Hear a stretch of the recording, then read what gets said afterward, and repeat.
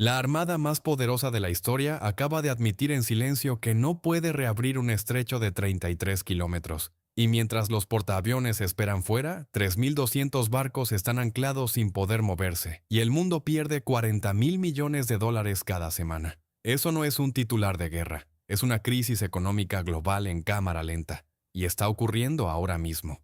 Hay una imagen que resume mejor que cualquier análisis lo que está pasando en el estrecho de Hormuz en este momento. No es una imagen de batalla, no hay explosiones ni portaaviones en llamas. Es una imagen satelital de aguas abiertas con 3.200 puntos estáticos distribuidos fuera del Golfo, 3.200 barcos anclados, 250 de ellos petroleros cargados con el petróleo que el mundo necesita para funcionar, inmóviles, esperando. Porque nadie puede garantizarles que si entran en el estrecho van a salir por el otro lado. El 95% del tráfico comercial que normalmente atraviesa Hormuz se ha detenido. No ralentizado, no reducido, detenido. Y cada semana que esa situación se mantiene, la economía global pierde 40.000 millones de dólares. No en proyecciones, no en estimaciones de analistas, en petróleo que no llega, en manufacturas que no se mueven, en cadenas de suministro que se fracturan en tiempo real en Japón, en Corea del Sur, en Europa, en países que nunca dispararon un tiro en este conflicto y que están pagando su precio de todas formas. La Marina de Estados Unidos lleva semanas en el Golfo. Ha destruido 120 embarcaciones iraníes. Ha desplegado 2 grupos de portaaviones. Ha ejecutado operaciones de escolta, operaciones de barrido de minas, operaciones de supresión de amenazas costeras. Y el estrecho de Hormuz sigue cerrado. Si estás viendo esto por primera vez, este es el canal donde contamos lo que los medios tradicionales no tienen tiempo ni voluntad de explicar con la profundidad que merece. Suscríbete ahora mismo, porque lo que está pasando en esas 33 millas de agua va a determinar el precio de la energía, el costo de los alimentos y la estabilidad económica de docenas de países durante los próximos meses. Y demasiada gente todavía no entiende por qué. Para entender por qué la Marina estadounidense está fallando en Hormuz, hay que entender primero qué tipo de problema es realmente el estrecho, porque no es el problema para el que la Marina fue diseñada. La doctrina naval estadounidense fue construida para un mundo de amenazas simétricas, flotas enemigas, submarinos, aviones de combate, misiles de largo alcance lanzados desde plataformas identificables. El portaaviones y su grupo de batalla son la respuesta perfecta a esas amenazas. Proyectan poder, disuaden a adversarios convencionales y pueden sostener operaciones aéreas durante semanas desde cualquier punto del océano, contra una armada convencional, contra una fuerza aérea convencional, contra cualquier amenaza que se comporte según las reglas del combate naval que la Marina estadounidense ha dominado durante 80 años. Los grupos de portaaviones en el Golfo serían la solución definitiva, pero eso no es el problema en Hormuz, lo que nadie está diciendo. El problema en Hormuz es lo que los analistas militares llaman el problema del enjambre. Cientos de embarcaciones pequeñas, rápidas y baratas. A botes dron, cargados de explosivos que se lanzan a 40 nudos hacia un objetivo y detonan al contacto. Drones aéreos kamikazes que vuelan a baja altitud sobre el agua, difíciles de detectar en el ruido de fondo del radar marítimo. Minas Lapa colocadas por buzos o por embarcaciones furtivas en la oscuridad. Misiles antibuque lanzados desde lanzadores móviles escondidos en el terreno montañoso que bordea el estrecho en el lado iraní. Ninguna de esas amenazas requiere una armada. Ninguna requiere entrenamiento sofisticado. Ninguna cuesta más de una fracción de lo que cuesta neutralizarla con los medios navales convencionales disponibles. Y ahí está el corazón del problema. Irán no está intentando derrotar a la Marina estadounidense en un combate naval convencional. Irán está intentando hacer que el costo de mantener abierto el estrecho sea mayor que el beneficio de mantenerlo abierto. No necesita hundir un portaaviones. Solo necesita que ningún capitán de petrolero quiera arriesgar su barco en esas aguas. Y lo está logrando. Cuéntanos en los comentarios si crees que la Marina estadounidense tiene la doctrina adecuada para este tipo de conflicto, o si Hormuz está exponiendo una brecha fundamental entre el poder naval que Estados Unidos construyó y el tipo de guerra que Irán está librando. Tu análisis enriquece el de toda la comunidad que sigue este canal. El helicóptero Seahawk es el activo de respuesta rápida estándar de los grupos de portaaviones estadounidenses para amenazas de superficie. El MH-60R es un helicóptero de ataque y búsqueda antisubmarina que puede operar de día y de noche. a detectar objetivos con radar y sensores infrarrojos y atacarlos con torpedos, misiles Hellfire y ametralladoras. En el papel parece adecuado para el tipo de amenaza que Irán está desplegando en Hormuz.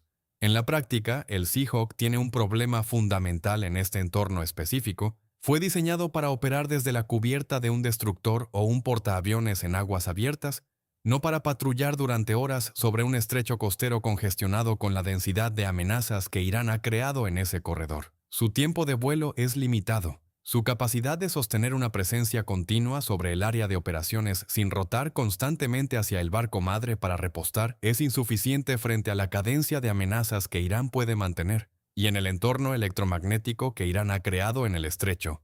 Con sistemas de interferencia y supresión de radar activos, la ventaja tecnológica del Seahawk se reduce. Y aquí es donde la historia se vuelve reveladora de una manera que pocos medios han señalado. La Marina de Estados Unidos tuvo que llamar a la Fuerza Aérea. Específicamente, tuvo que pedir el A-10 Warhawk, una aeronave de 1977, un avión diseñado para destruir tanques soviéticos en los llanos de Europa Central hace casi 50 años. Y ese avión, ese dinosaurio de la aviación militar que el Pentágono ha intentado retirar en múltiples ocasiones durante las últimas 2 décadas, resultó ser la herramienta que la armada más poderosa del mundo necesitaba para enfrentarse al problema del enjambre en el estrecho de Hormuz. Eso dice algo sobre el problema, y dice algo sobre el A-10 Warhawk, ahora oficialmente designado como Fairchild Republic A-10 Thunderbolt II. Es técnicamente uno de los aviones más feos que han surcado un cielo militar. Tiene las líneas aerodinámicas de un ladrillo con alas, su fuselaje es ancho, su nariz es corta y chata, y el enorme motor del cañón que ocupa el centro de su morro le da una apariencia que ningún diseñador aeronáutico elegiría si tuviera opciones. Pero fue construido con una filosofía que muy pocos aviones militares han tenido el privilegio de encarnar. Fue construido para sobrevivir.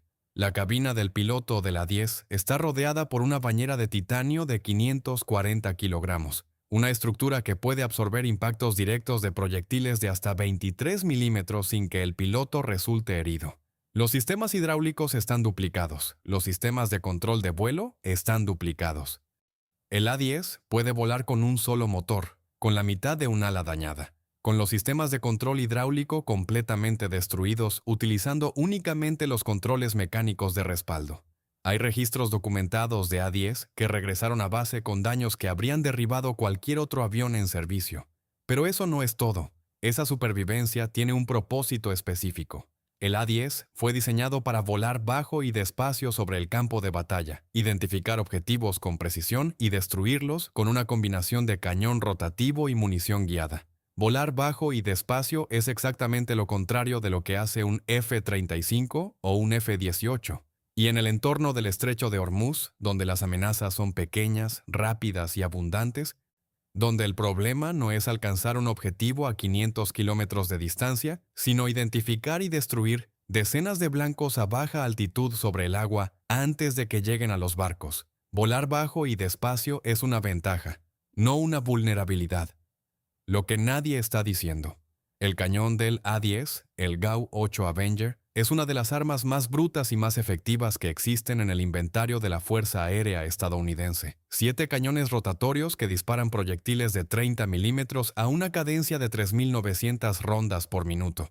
Cada proyectil pesa casi medio kilogramo. La energía cinética de esa cadencia de fuego puede penetrar el blindaje de un tanque de batalla principal. Contra un bote dron de fibra de vidrio cargado de explosivos que se aproxima a 40 nudos es una solución definitiva.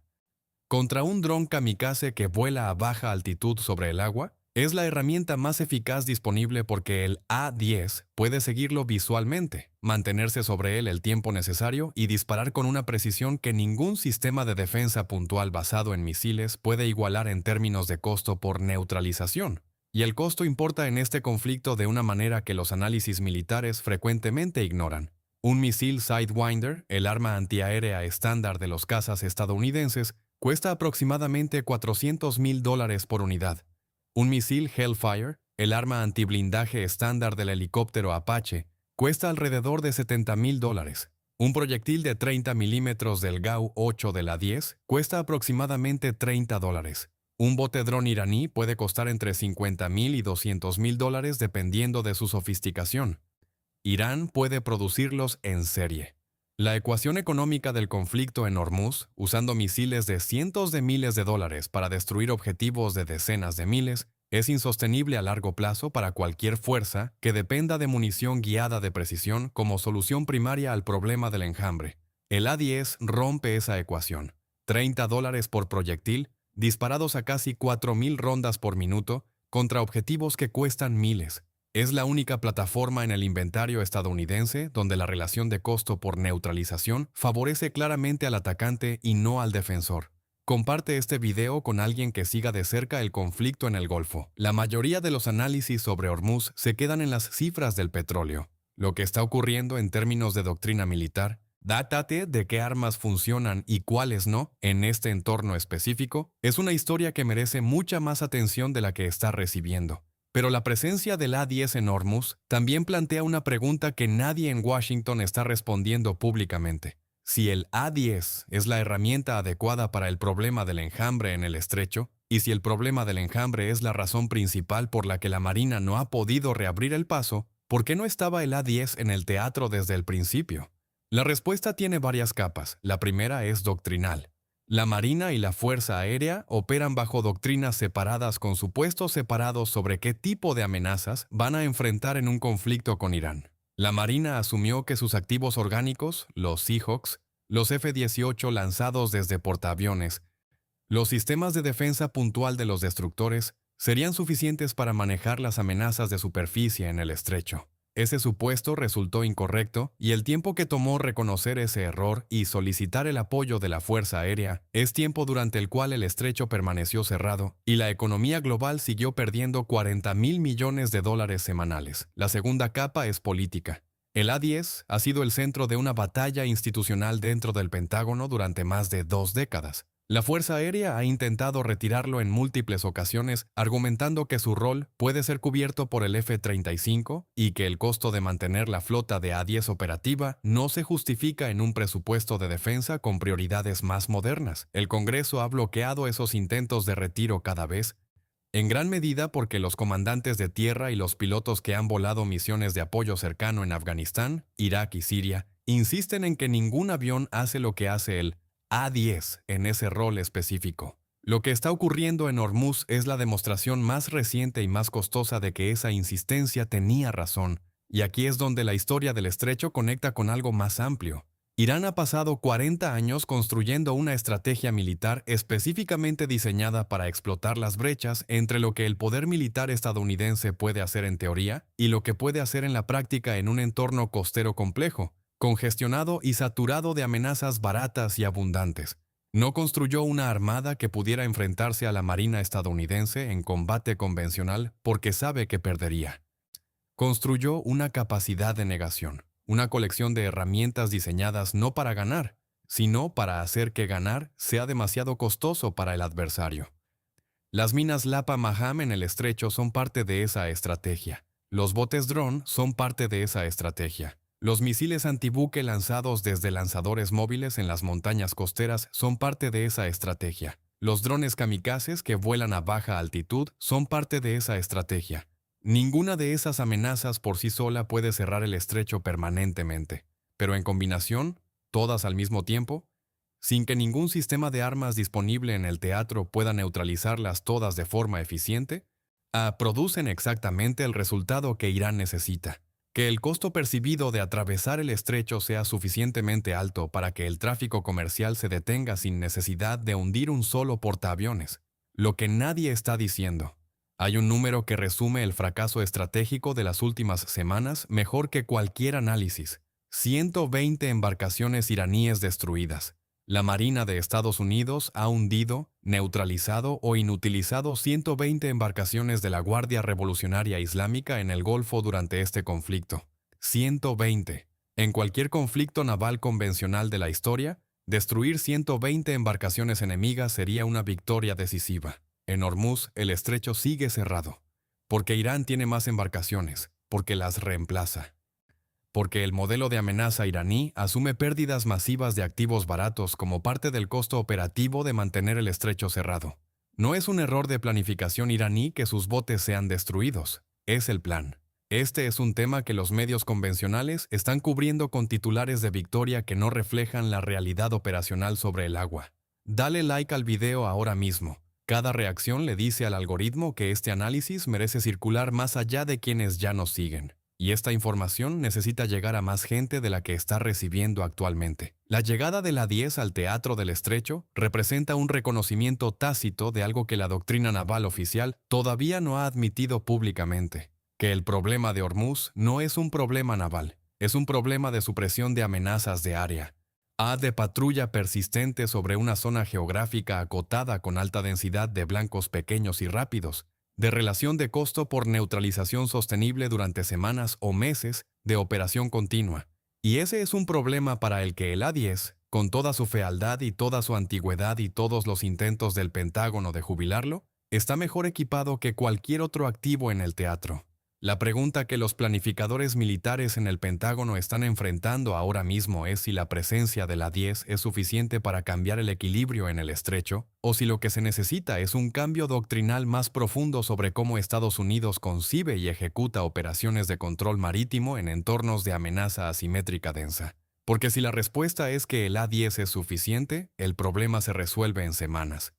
Los botes drone tienen una respuesta efectiva. Las minas pueden ser barridas con escolta aérea adecuada. El tráfico comercial puede reanudarse bajo protección y los 3.200 barcos anclados fuera del Golfo pueden comenzar a moverse. Pero si la respuesta es que el A-10 es necesario pero no suficiente, que el problema del enjambre en Hormuz requiere además cambios en la coordinación entre Marina y Fuerza Aérea, en los protocolos de identificación de amenazas, en la doctrina de escolta de convoyes en aguas costeras hostiles, entonces lo que está ocurriendo en el estrecho no es una crisis táctica que se resuelve con el avión correcto. Es una crisis doctrinal que va a requerir tiempo, decisiones institucionales difíciles y probablemente más semanas de estrecho cerrado y economía global, sangrando $40.000 millones semanales mientras se resuelve. Cuéntanos en los comentarios qué crees que va a pasar en el estrecho en las próximas semanas. ¿Puede el A-10 cambiar el equilibrio por sí solo? ¿O Irán tiene suficiente profundidad en su estrategia de enjambre para absorber incluso esa capacidad? ¿Y crees que la Marina estadounidense va a admitir públicamente las limitaciones doctrinales que este conflicto ha expuesto? ¿O va a construir una narrativa de victoria que oculte las lecciones que necesita aprender? Tu análisis es lo que hace que este canal valga la pena.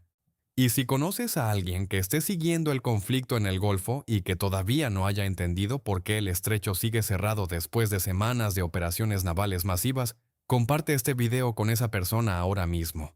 La respuesta no está en los titulares, está en la brecha entre la doctrina que la Marina construyó y el tipo de guerra que Irán decidió librar. 3.200 barcos anclados, $40.000 millones por semana, 120 embarcaciones iraníes destruidas, y el estrecho sigue cerrado. La armada más poderosa de la historia frente al problema para el que no fue diseñada, y un avión feo de 1977 que el Pentágono ha intentado jubilar durante 20 años, resultó ser la herramienta que nadie quería admitir que necesitaba. A veces la guerra no la gana el arma más cara. La gana la que fue construida para el problema correcto.